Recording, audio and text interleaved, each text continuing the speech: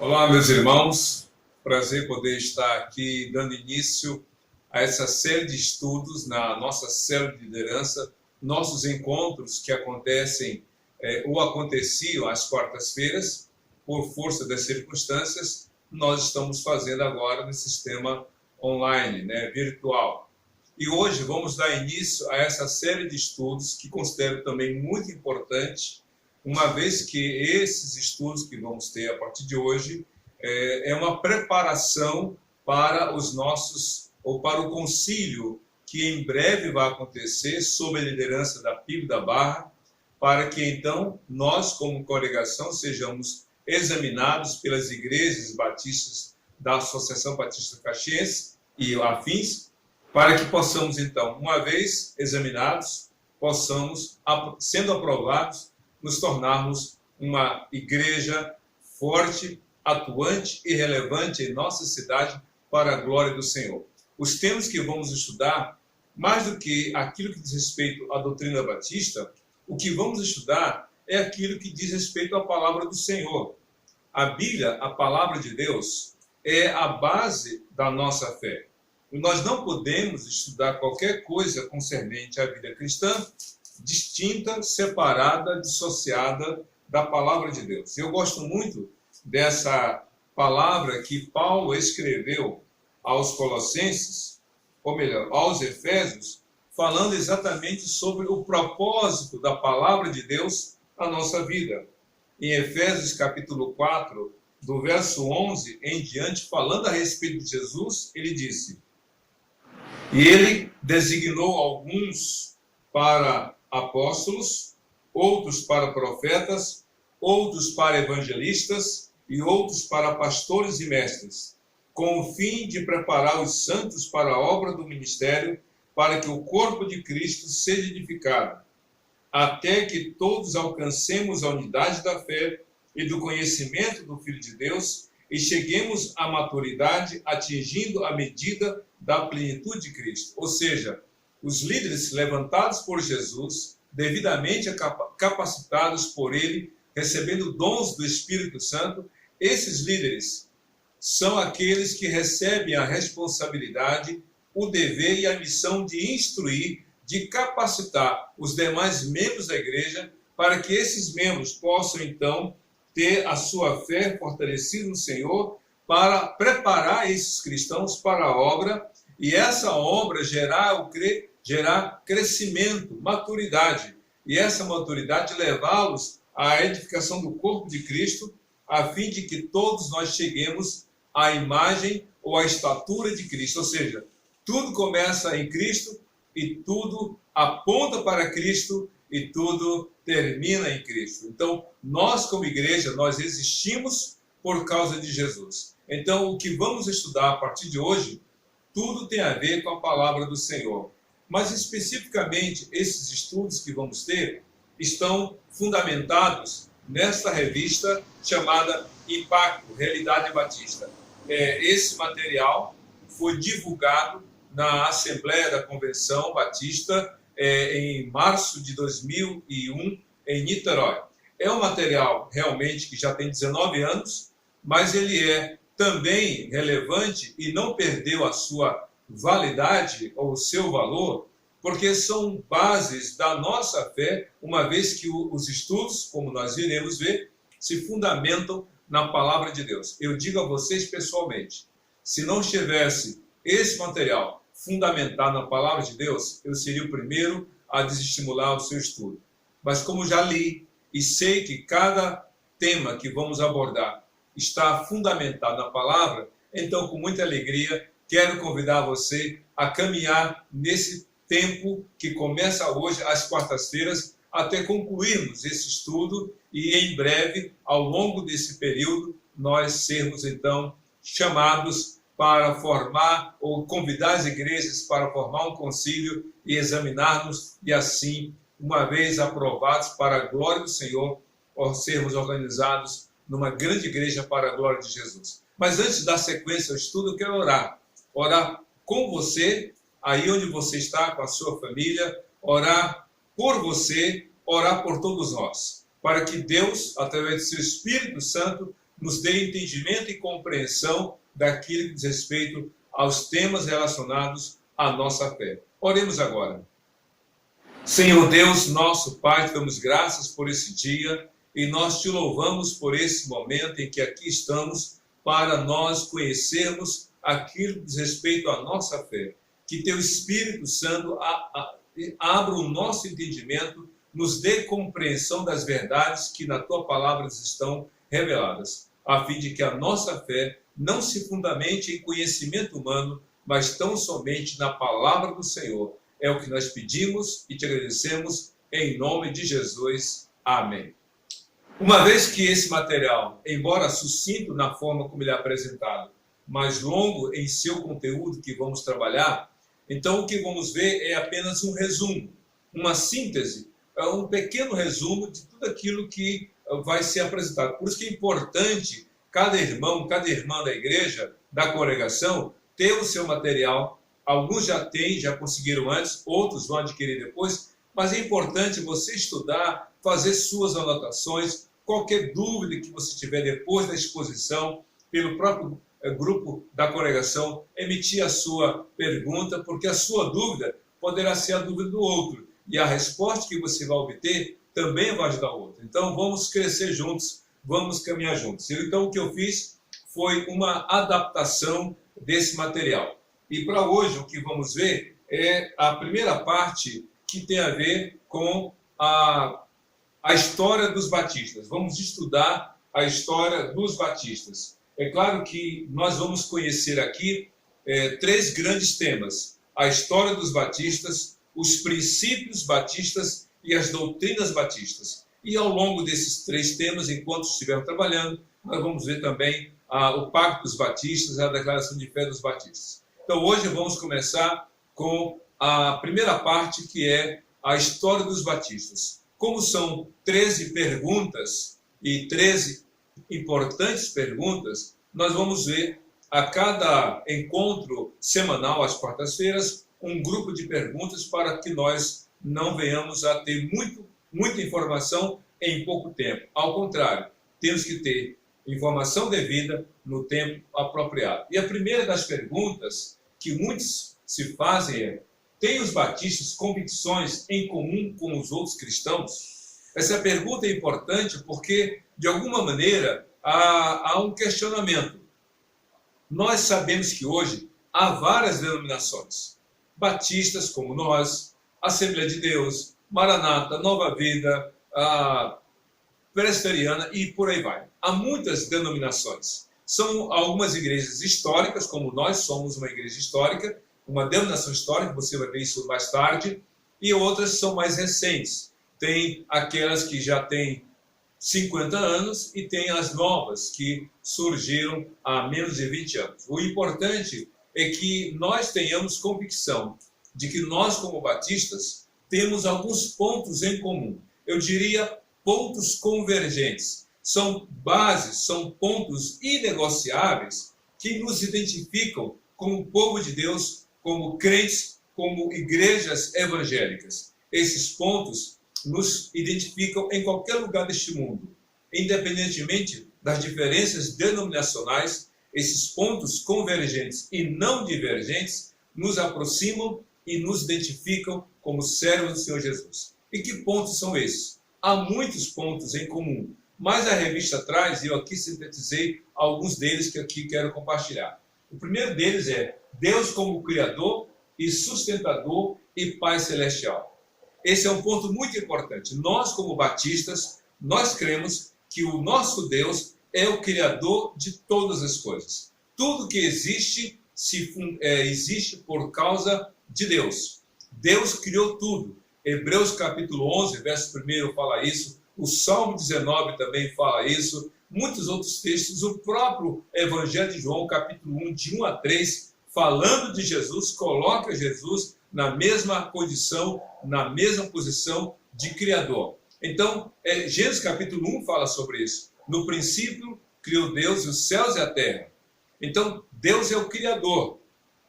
Mas, além de Criador, Deus é o sustentador. Ou seja, Ele criou tudo, mas Ele não deixou o mundo e nem o universo à solta, totalmente separado, ou funcionando como se fosse um relojoeiro que dá corda no relógio depois de fabricá-lo, vira as costas e vai embora. Não. Deus é o Criador, mas também o sustentador.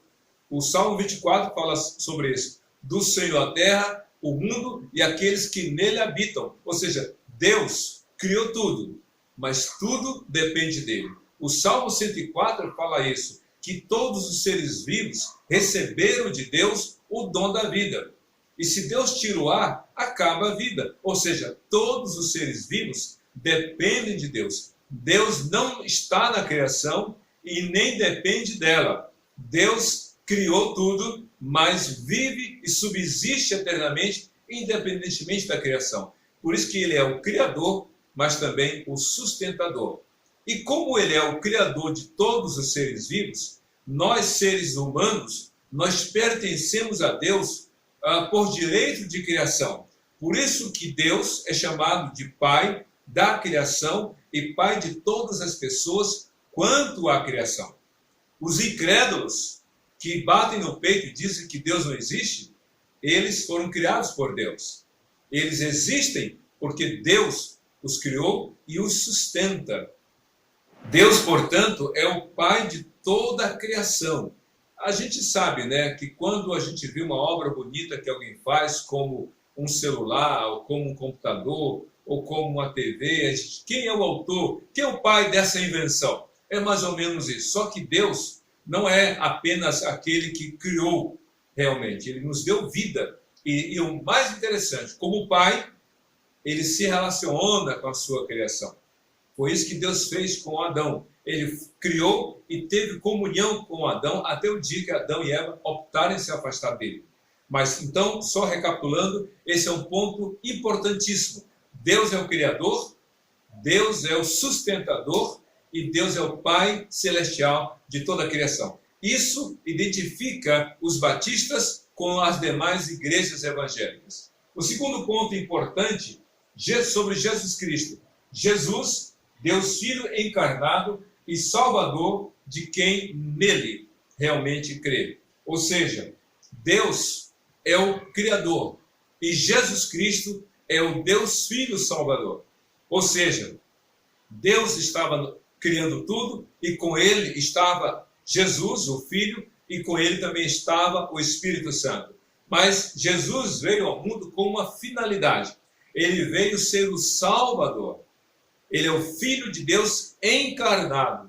Lembra de João capítulo 1, verso 1? Ou melhor, João 1, verso 1 diz assim: no princípio era o Verbo, e o Verbo estava com Deus, e o Verbo era Deus. Falando de Jesus. A palavra verbo, na língua grega, é logos. E logos é a palavra viva de Deus. Então Jesus estava com Deus, e Jesus era também e é Deus. Ele estava no princípio, ou seja, antes de tudo existir, porque a palavra princípio não está falando só do começo, mas está dando essa perspectiva. Antes de tudo existir, Deus já existia. Antes de tudo existir, Jesus já existia. Antes de tudo existir, o Espírito Santo já existia. E os três, individualmente diferentes, mas são um só. Então Jesus é o Deus Filho encarnado. E esse é um ponto fundamental. O Deus em carne e osso. Há uma declaração que a gente vai ver lá na frente sobre Jesus, mas aqui antecipando, Jesus foi entre os homens 100% homem, carne e osso. Teve suor, chorou, teve fome, teve sede, se angustiou, mas também 100% Deus. Não há ninguém semelhante a Jesus. O único que já existia antes de nascer. Não há ninguém na face da terra que já existia antes de nascer. Equivocadamente, a gente fala, até para consolar, que quando o crente morre, a gente fala, ou as pessoas falam, fulano voltou para casa. Não. Quando o crente morre, não volta para casa. Quando o crente morre, ele vai para casa. Para a casa do Pai, ele vai para o lar celestial. Essa é a verdade. O único que voltou, depois que morreu e ressuscitou, o único que voltou de onde veio foi Jesus. Em João capítulo 17, no versículo 4, Jesus Cristo, orando ao Pai, naquela oração sacerdotal, ele diz assim: Pai, glorifica-me com aquela glória que eu tinha contigo antes do mundo existir. E ele fala que voltaria para ele. Ele falou isso em João capítulo 14, no verso 5. Ou verso 4, eu vou preparar lugar para vocês. E quando tiver tudo pronto, eu voltarei para que estejam comigo. Então Jesus é o único que já existia antes de nascer. Mas o ponto principal que nos une como igrejas evangélicas é essa declaração de fé. Jesus Cristo é Deus encarnado. E mais ainda, Deus encarnado e o único meio de salvação. Não há salvação fora de Jesus. Quando uma igreja, quando uma denominação diz que fora da igreja, daquela denominação, não há salvação, corra disso. Corra, porque a salvação não está no homem, e muito menos aquilo que o homem constrói. A salvação é exclusiva em Jesus Cristo. João 3,16 diz: porque Deus amou o mundo de tal maneira que deu seu Filho unigênito, para que todo aquele que nele crê não pereça, mas tenha vida eterna. Então Jesus Cristo é o único meio de salvação.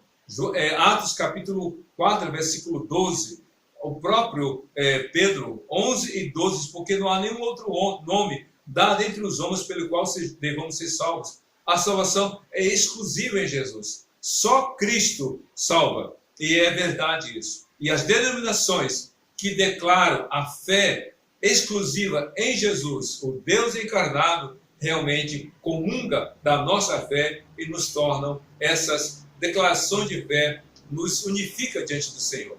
A outra declaração importante é sobre o Espírito Santo. O Espírito Santo, Deus Consolador e guia dos crentes.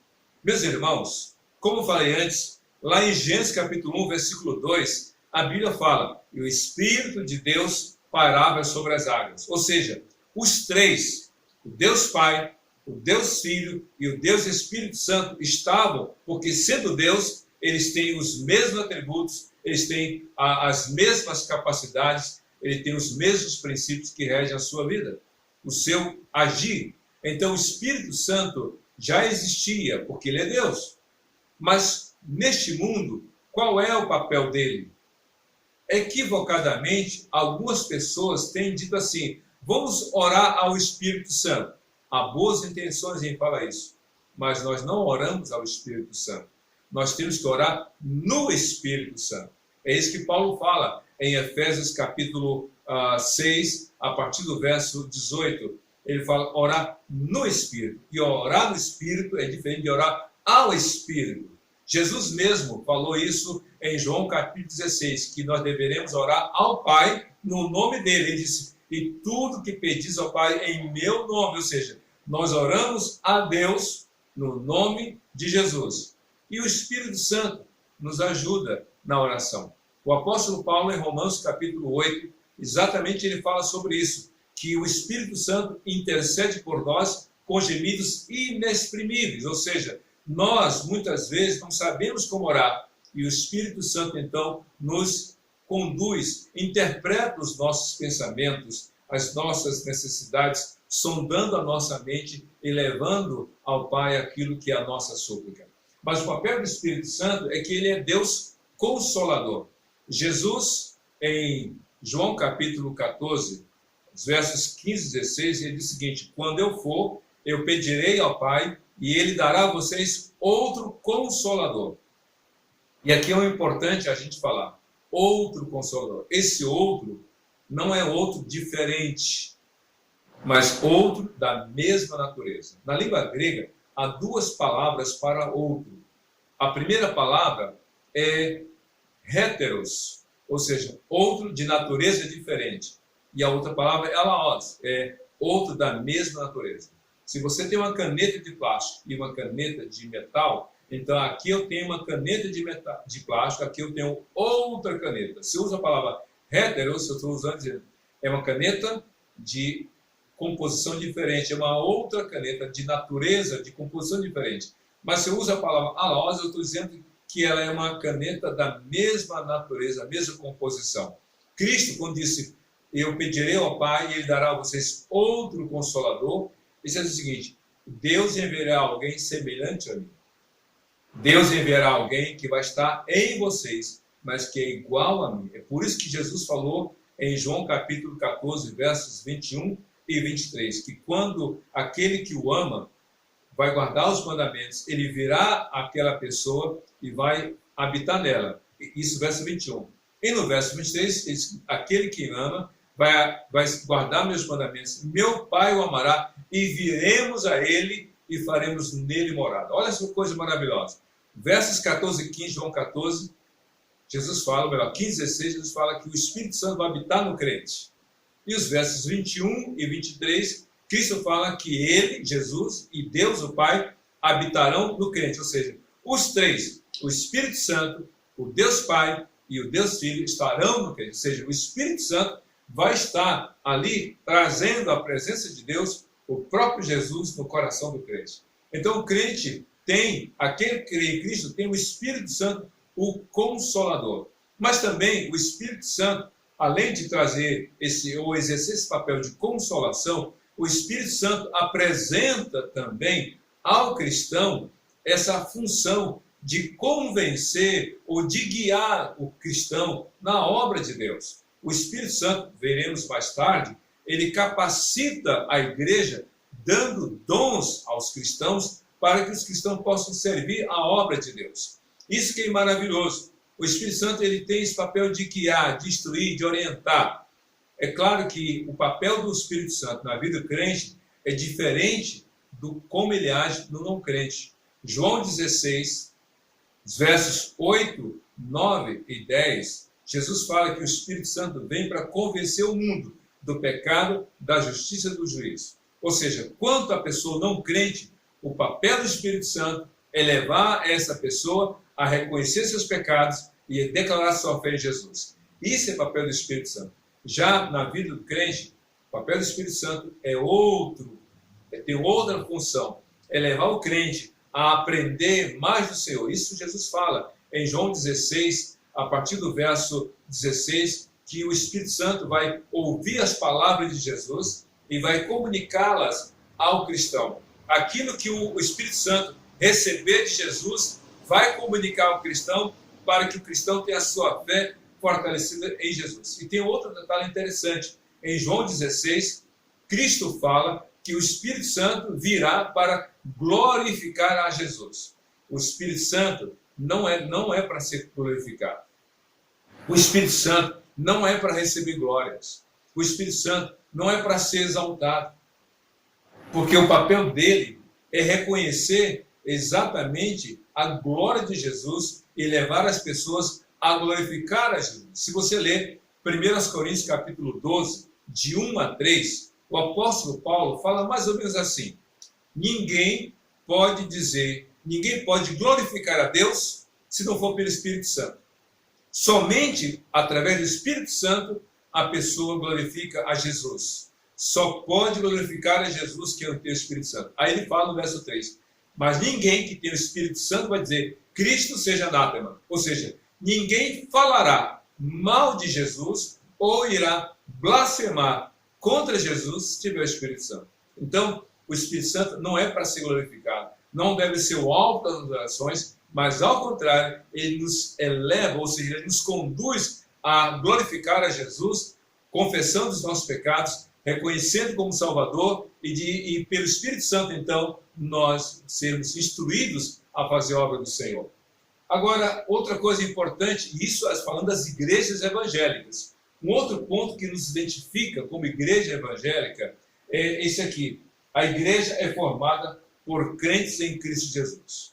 Meus irmãos e amigos, isso também é muito importante. A gente está vivendo uma época em que as igrejas estão, quando eu falo igrejas, os templos. É claro que às vezes nós confundimos as expressões e nós confundimos porque nós entendemos o que o irmão quer dizer. Alguém fala assim, você vai para onde? Aí a pessoa fala, estou indo para a igreja. O que ela quer dizer é que ela está indo para o templo. É no templo que os irmãos se reúnem. Então a pessoa confunde igreja com local. Tudo bem, a gente sabe que ela está indo para o templo. Mas hoje, numa época que os templos estão fechados, a gente está percebendo que as quatro paredes não definem a igreja. As quatro paredes e o teto estão dizendo o lugar onde a igreja se reúne. Mas a igreja é o corpo vivo de Cristo. Enquanto que o prédio é algo material, a igreja é algo orgânico, vivo. Então, a igreja, portanto, é um conjunto, é um grupo de irmãos que, salvos em Cristo Jesus, voluntariamente esses irmãos se reúnem para, estudando a palavra, estudando a Bíblia, aprender mais do Senhor, a viver e dar testemunho da fé em Jesus. Então, a igreja não é outra coisa senão a expressão da vida de Jesus. É por isso que, na Bíblia, em vários textos, nós encontramos figuras, imagens que foram apresentadas tanto por Jesus como alguns apóstolos para falar da própria igreja. Por exemplo, Cristo disse assim: vocês são como rebanho, a igreja como um rebanho. Vocês são como os ramos da videira, unidos à videira. Vocês são como o corpo de Cristo. Paulo falou sobre isso, comparando o corpo humano com a igreja de Jesus. Vocês como a família, isso ele fala sobre o corpo, ele falou isso em 1 Coríntios capítulo 12, sobre ramos da figueira, da videira, digo, João capítulo 15, sobre rebanho, João 17, então haverá um só rebanho e um só pastor, como Jesus falou. E Pedro, lá na sua primeira carta e também na segunda, ele fala que nós somos como um templo edificado, mas só que ele não fala de um templo com pedras e sem vida, não. Vocês são pedras vivas, nós somos pedras vivas, templo edificado para a glória do Senhor. Então a igreja é um lugar ou é um conjunto de irmãos que em determinado lugar, voluntariamente, esses irmãos se reúnem, convertidos, salvos em Jesus, para aprender, para ensinar, para testemunhar e nós juntos crescermos na fé em Jesus. Esse é um ponto importante. A igreja não é agremiação, a igreja não é uma associação, a igreja não é um lugar de sociedade, a igreja não é um clube social, a igreja é o corpo de Cristo. O olhar de Cristo para com a sua igreja é no âmbito espiritual. E uma coisa maravilhosa é que Efésios capítulo 5, a partir do verso 22 até o verso 31, o apóstolo Paulo compara a igreja de Jesus como a noiva. Como a noiva, aquela que está sendo preparada para o casamento. Jesus é o noivo e a igreja é a noiva. É claro que também no mesmo texto, Paulo diz, Jesus é o marido e a igreja é a esposa, para falar dessa intimidade, desse vínculo tão profundo que há entre Jesus e a sua igreja. Que bênção! Então essas são coisas, são verdades que nos identificam como igrejas do Senhor. E o outro exemplo aqui é a Bíblia. A Bíblia é a inspirada palavra de Deus. Isso aqui, meus irmãos, é um ponto muito importante. Muitas pessoas falam muitas coisas sobre a Bíblia. Só que tem gente que fala sem conhecimento. Fala porque ouviu falar. Algumas pessoas dizem, a Bíblia foi escrita por homens. E é verdade, ela foi escrita por homens. A Bíblia foi escrita por homens, não há nenhuma dúvida disso. Inclusive, vocês sabem, a gente vai ver isso lá na frente, mas adiantando, a Bíblia, Gênesis, foi escrito 1500 anos antes de Cristo. Apocalipse, Gênesis, o primeiro livro. Apocalipse, o último livro, foi escrito 100 anos depois de Cristo. Ou seja, e nós estamos a 2000 anos depois de Cristo. Logo, nós estamos tendo aqui nas mãos um livro de, em tese, 3.500 anos de existência. Tem livros de 50 anos atrás que ficaram obsoletos. Livros que têm o mapa do Brasil com menos de 27 estados e um distrito. Tem livros que falam que a menor parte da matéria é a partícula, nem de átomo fala. Então, livros que ficaram obsoletos, que falam de histórias, que falam de presidentes que já não mais existem. Livros que já ficaram para trás no seu conhecimento ou na informação que apresentavam. A Bíblia não. A Bíblia é a vívida, e a Bíblia é a viva e vívida palavra de Deus. Ela foi escrita, sim, por homens, numa média de 40 homens, de diferentes contextos, de diferentes lugares. Homens doutos, como Paulo, que falava 4 línguas no mínimo. Homens ignorantes, sem ter passado por uma sala de aula, como Pedro, analfabeto de pai e mãe, como alguns dizem. Atos capítulo 4, versículo, acho que 11 ou 12, falam que Pedro e João eram analfabetos. Então, diz a Bíblia que a própria palavra de Deus foi escrita por esses homens. Mas o apóstolo Pedro, na sua primeira carta, no capítulo 2, ele diz assim, que segunda carta, capítulo 1, que nenhuma escritura, nenhuma profecia foi dada por vontade do homem, mas homens inspirados pelo Espírito Santo escreveram a palavra. Então, a Bíblia, meus queridos, não contém a palavra de Deus.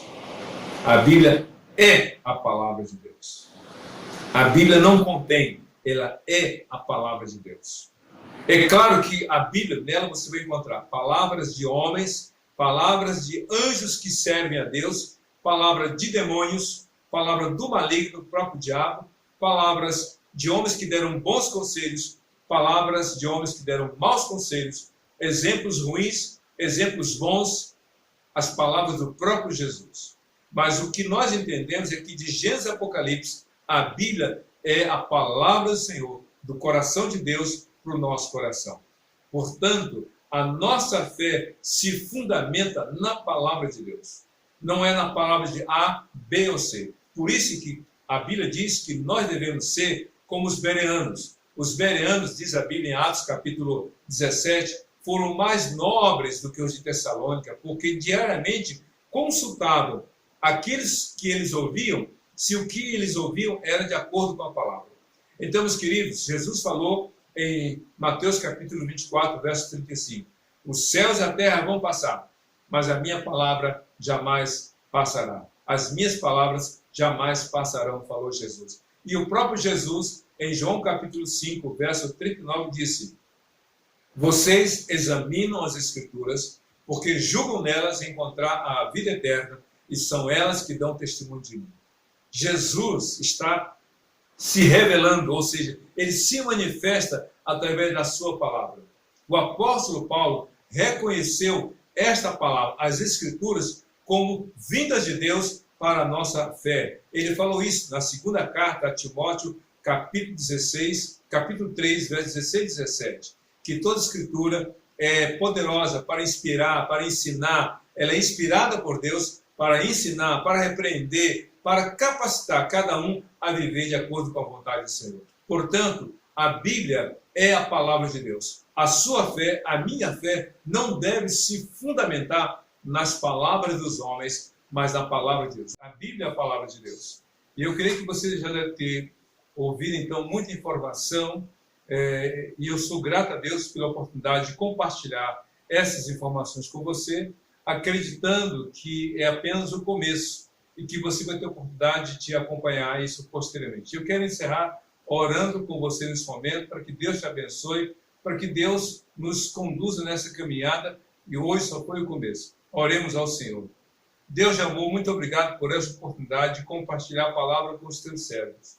Que teu Espírito Santo abra, ilumine o nosso entendimento, para que aprendamos aquilo que diz respeito à tua palavra e que a nossa fé seja alicerçada e fundamentada na pessoa de Jesus. Em nome de quem nós oramos e somos gratos, hoje e sempre. Amém. Deus te abençoe.